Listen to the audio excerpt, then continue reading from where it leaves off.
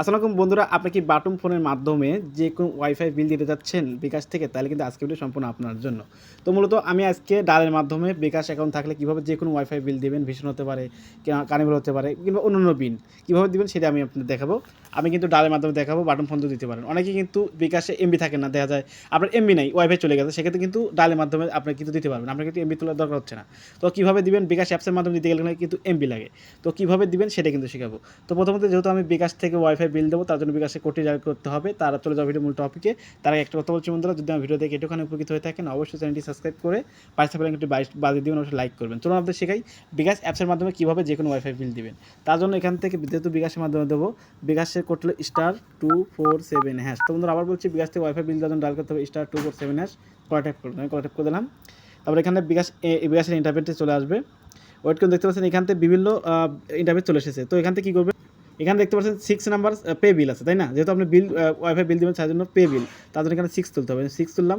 6 তোলার পর দেখতে পাচ্ছেন সেন্ট, এই সাইডে সেন্ট, এই সেন্টে ট্যাপ করবেন। তো আমি সেন্টে ট্যাপ করলাম। তো সেন্টে ট্যাপ করবো, এখানে ইন্টারফেস চলে এসেছে। তো এখানে বিভিন্ন অপশন পেয়ে যাবেন। যেহেতু আপনি ইন্টারনেট বিল দিবেন, তার জন্য 5 নাম্বার ইন্টারনেট অ্যান্ড ফোন এটা তুলতে হবে। তার জন্য এখানে 5 তুললাম। 5 তোলার জন্য এখানে সেন্টে ট্যাপ করলাম। তো আমি সেন্টে ট্যাপ করলাম, আপনি সেন্টে ট্যাপ করে দিবেন। সেন্টে ট্যাপ করার পর এখানে দেখতে পাচ্ছেন বিভিন্ন কোম্পানির ওয়াইফাই নাম চলে এসেছে। তো এখান থেকে আপনি কোন কোম্পানি দিবেন, এখানে ভীষণ আছে, আরও কিপিলিং আছে, তারপরে বিভিন্ন রকম আছে। কিন্তু আমি কার্নিভাল দেবো। কার্নিভাল আছে 4 নাম্বার, তো আমি 4 নাম্বার দিয়ে দিচ্ছি। আপনি যে কোম্পানি দিবেন সেই কয়েক নাম্বার যেটা থাকবে সেটা দিয়ে দিবেন। তো আমি দেখতে পাচ্ছেন এখান থেকে 4 আছে, কার্নিভাল, জাস্ট 4 তুলে দিচ্ছি।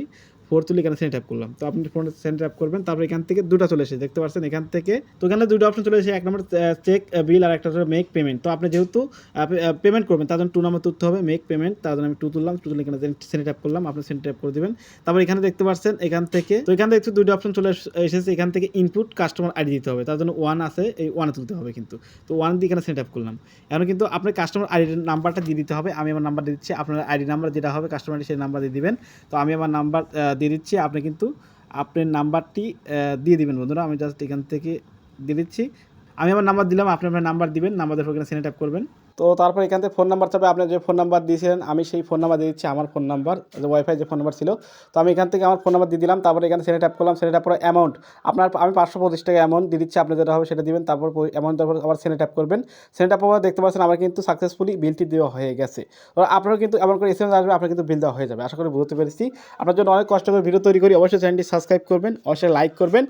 দেখার জন্য নতুন একটা ভিডিও নিয়ে সুস্থ থাকবেন, ভালো থাকবেন সবাইকে। আল্লাহ হাফেজ।